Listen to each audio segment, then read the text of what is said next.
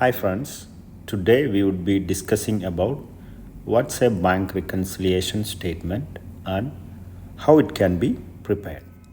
Since it forms part of accounting subject, we just try to remember what an accountant would be doing in any company. In any business, the duty would be identifying the transactions, which can be like purchasing raw materials or goods, manufacturing the same, selling it to customer, meeting the expenses, collecting money from customer, depositing into bank.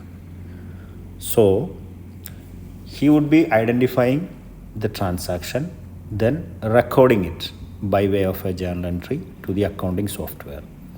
The software then it classifies it to and summarizes, and the accountant would be interpreting the results thereof.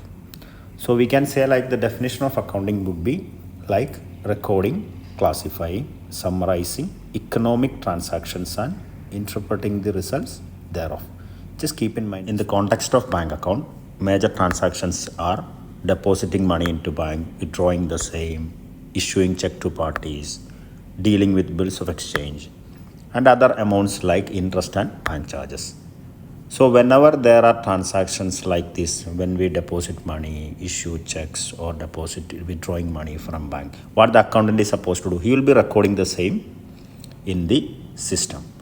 What the bank would be doing, bank will also be recording the same in the bank's books of records. So we can say like at any point of time, the balance shown as per accountant's records and the balance shown by bank statement should be matching. Why? Because both accountant and the bank will be recording all those transactions happening between the bank and the company. But in some rare case scenario, the balance would not be matching. Like when we get the bank statement from the bank, the accountant will be checking what is the balance showing, and he will be comparing the same with his books of records. So he may find out that there is some difference. So now we have to discuss, we have to analyze why there is difference and what kind of transactions make the difference. It can be delay in recording or error in recording. Either the accountant or the bank delays the recording in the following situations. Normally, it is not an intentional delay, it's a practical delay. Why? Because both the parties, either bank or the accountant, they would be recording the transaction only when they get to know that a transaction is happened. Let us analyze the scenario. Checks issued but not presented. It's like the accountant prepared the check, get the signature from the owner, and handing over to the supplier or the parties or the employees. But not presented means the parties who received the check is not submitting the check to the bank. So obviously bank will not be knowing about this transaction. Either next scenario, check deposited but not collected means the accountant collects the check from customers. He will be recording his accounting software and depositing with the bank.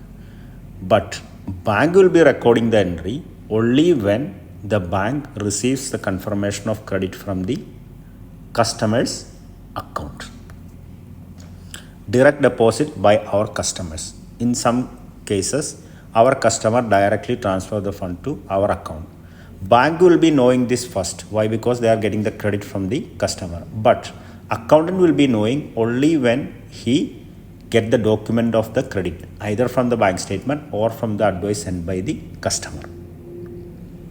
Then direct payment by bank means nowadays when we have monthly payments like EMIs of term loan or vehicle loan or insurance premium payment monthly, quarterly or yearly, we might have given standing instruction with the bank to make the payment. So the bank will be paying this figure on due date and deducting from our accountant. But accountant will be knowing only when he get the bank statement. So obviously there will be delay in recording the transaction. Interest and bank charges also, accountant will be knowing only when he gets the payment advice or the bank statement. So in the first two cases, accountant will be passing the entry once he prepare and hand over the check or once he deposit check with the bank. But bank will be recording only when the bank get the check from the concerned party. And in case of direct deposit or a direct payment by bank or interest and bank charges, bank will be recording the entry first, but accountant will be recording only once he get to know about the transaction. So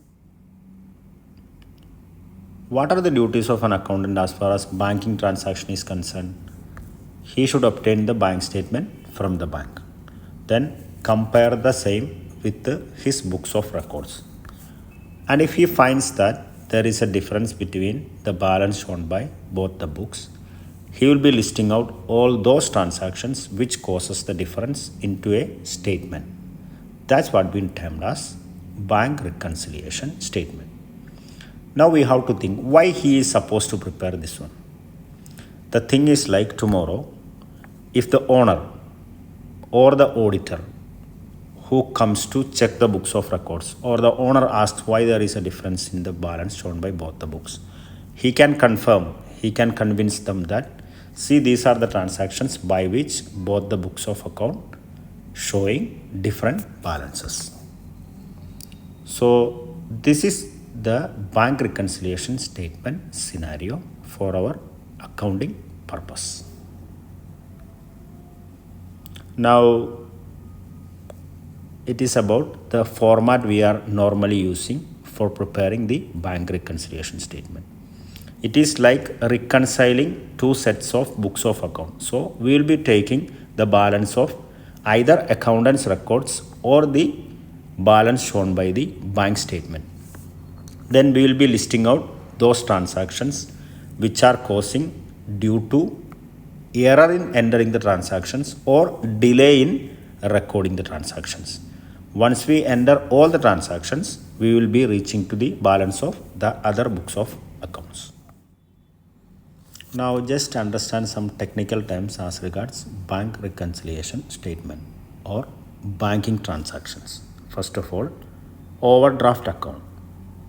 It's a facility given by our bank so that we can withdraw over and above what is there in our account. It is like after 2 to 3 years of successful relationship with the bank and the company is in need of some urgent money, we will be applying to the bank for an OD facility and bank can normally giving the facility. Just keep in mind, OD account is a liability for the company and an asset for the bank. So while preparing the bank reconciliation statement, just show this figure in negative or in brackets. Now, who is an auditor? Auditor is a person authorized by a competent authority in a country to review and verify financial records maintained by the entity. You might have heard about audit reports. Yearly once, the auditor will be coming, checking all the books of accounts maintained by the accountant. Then after that, he will be issuing the audit reports. Next one is bills discounting. It is again a facility provided by the bank against accounts receivables. Now, what is accounts receivable? Whenever there is a credit sale, we will be getting the money only after the credit period. It can be 30 days, 60 days or 90 days. And when the company is in need of some urgent money, the accountant will be drawing a bills of exchange, getting the credit from the customer and presenting these bills with our bank so that bank can advance the money against the bills of exchange. Now how it works? Normally upon maturity or upon the credit period, our customer directly pays this amount to the bank.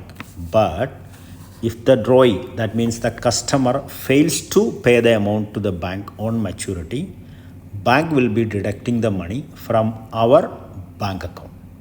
Just keep in mind, it will be required while preparing the bank reconciliation statement.